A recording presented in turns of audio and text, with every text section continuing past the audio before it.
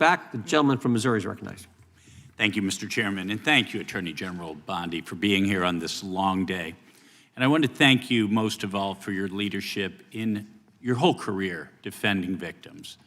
And now I want to take a moment to talk about you protecting victims from a different kind of child abuse, that medicalized child abuse that goes under the banner of gender-affirming care, that far too many of my Democrat colleagues enthusiastically support and unapologetically support.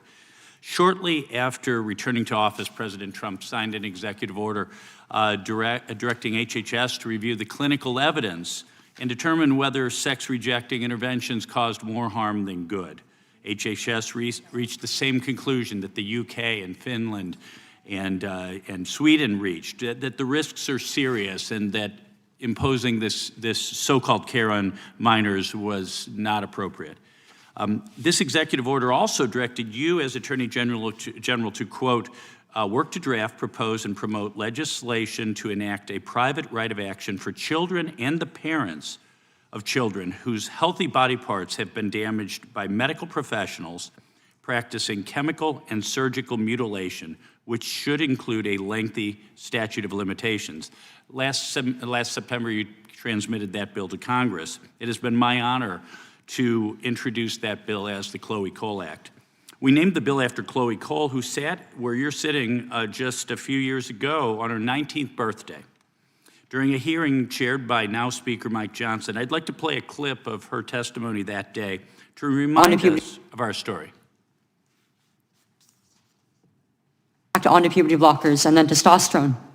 The resulting menopausal-like hot flashes made focusing on school impossible. I still get joint pains and weird pops in my back, but they were far worse when I was on the blockers.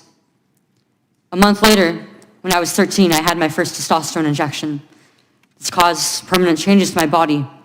My voice will forever be deeper, my jawline sharper, my nose longer, my bone structure permanently masculinized, my Adam's apple more prominent, my fertility unknown.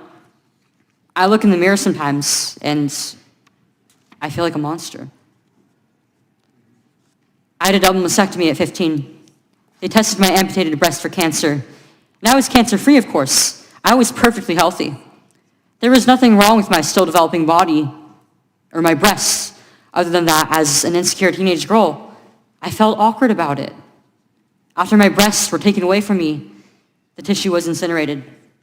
Before I was able to legally drive, I had a huge part of my future womanhood taken from me. I will never be able to breastfeed.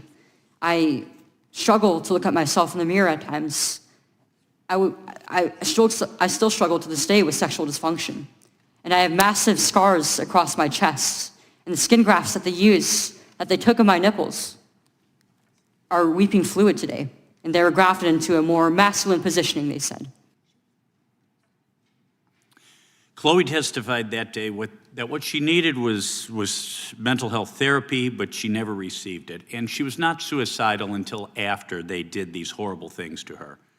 She pleaded with Congress to act so that future children would not suffer what she did. Last week was a major turning point in for these medical malpractice claims when a detransitioner was the first to successfully hold doctors liable with a $2 million settlement for what they did to that poor girl. Just days later, the American Society of Plastic Surgeons announced that they would no longer do transgender surgeries on minors, and the AMA followed suit. This proves that if the bill your DOJ drafted were passed into law, these barbaric practices would end immediately, because all victims would be able to hold those who harm them accountable. Could you share with us a little bit about your work in advocating for victims like Chloe and what a private right of action would mean for victims like her and their families? Yes, and first, Congressman, thank you for championing this bill.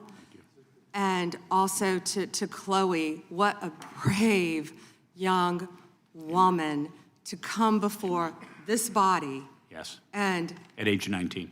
At age 19, and talk about what happened to her. It's not about just giving relief to children who have been harmed. It allows victims whose healthy body parts have been damaged to seek relief and obtain relief, and thanks to you, and we are proud to work hand in hand with you on this issue. And I think it's pretty sad none of your colleagues on the other side of the aisle even brought that up, but I hope they support this to protect all children throughout this country. Well, General Bondi, thank you so much to you, to your department, to President Trump. I yield back. Gentleman yields back.